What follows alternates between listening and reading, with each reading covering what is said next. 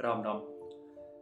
एक बार छूने दो, एग्जाम में पास करा देंगे। एक यूनिवर्सिटी के प्रोफेसर ने एक लड़की से कहा कि एक बार हमें छूने दो, बस मतलब करना उसको कुछ भी नहीं है, लेकिन बस छू लेने दो, वो एग्जाम पास करा देगा।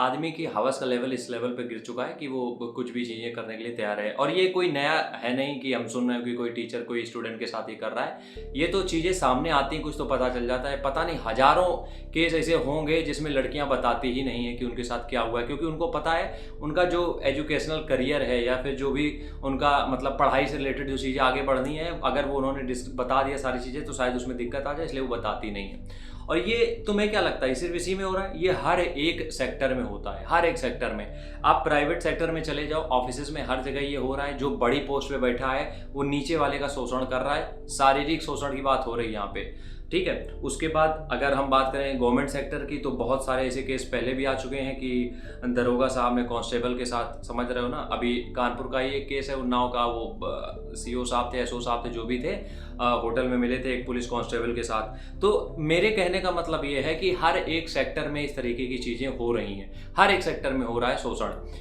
अब इसमें करना क्या है? देखो, सबसे पहली बात ये समझो कि टीचर्स, आज हम इसलिए बोलते हैं कि आजकल के टीचर्स को वो भगवान मानने वाला जो पहले सीन चलता था वो बचा नहीं, क्योंकि टीचर उस तरीके के है नहीं, है ना। तो तुम्हें करना क्या है, खासकर लड़कियों के लिए हम एक चीज़ बता रहे हैं, कभी भी कोई भी चीज़ इज्जत से ऊपर नहीं हो सकती। सबसे पहली बात ये समझो। और कभी भी कोई भी चीज़ इतनी नहीं बिगड़ती कि वो सही ना हो सके। दो बातें हैं। अगर मान लो तुम किसी भी कॉलेज में हो, किसी भी यूनिवर्सिटी में हो, किसी भी स्कूल में हो, खासकर स्कूल की बच्चियों के लिए बात है, क्योंकि स्कूलों में ज़्यादा होता है, क्योंकि बच्चियां जो लड़कियां हैं वो समझ ही नहीं पाती उनके साथ हो क्या रहा है, ठीक है। तो कभी भी इस तरीके का, दो तरीके की चीज़ें होती है। देखो यार, एक होता है गुड टच, एक होता है bad touch. Good touch bad touch का मतलब ये होता है कि लोगों की इंटेंशन बदल जाती है। टच वही होता है लेकिन इंटेंशन अलग होता है, ठीक है।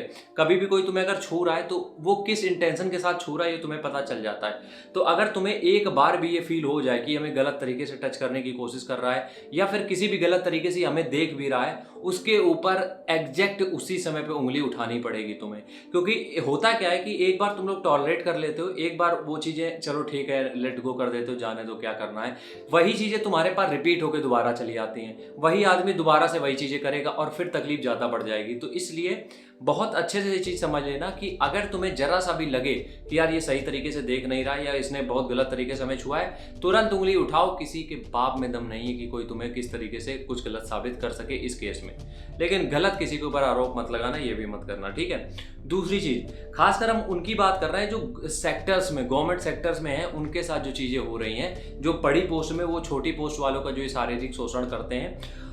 कई बार तो अब केस स्टडीज अगर हम आपके सामने लाएंगे तो घंटे पर लग जाएंगे, लेकिन हम एक ब्रीफ में बता दे रहे हैं कि कई बार ऐसा होता है कि किसी को अगर छुट्टी चाहिए, और कोई अगर देख रहा होगा, ये चीज़ें समझता होगा तो पता रहेगा। हर एक की बात हम नहीं कर रहे हैं, 2-4% है ये, बाकी 96% एकदम क्लीन है। 2-4% अभी भी ये होता है कि अगर किसी को बड़े मतलब कोई भी छोटी पोस्ट में, हम मान लेते हैं कांस्टेबल है, उसको अगर छुट्टी चाहिए तो उसको कुछ ना कुछ इसके एवरेज में करना पड़ता है। अब वो चीज़ें क्या हैं क्या नहीं है वो तुम लोगों को सबको पता है। मेरे कहने का मतलब यार ये है, कोई भी नौकरी हो, कोई भी पढ़ाई हो, कोई भी सिचुएशन हो, तुम्हारी इज्जत से बढ़ के नहीं हो सकती है। समझो मेरी बात को।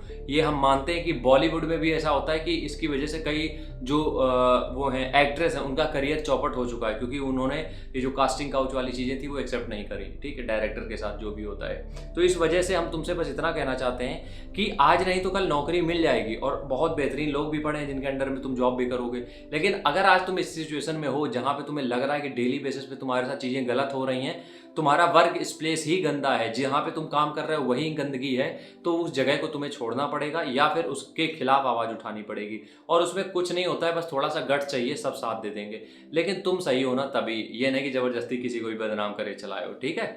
राम राम, जय हिंद।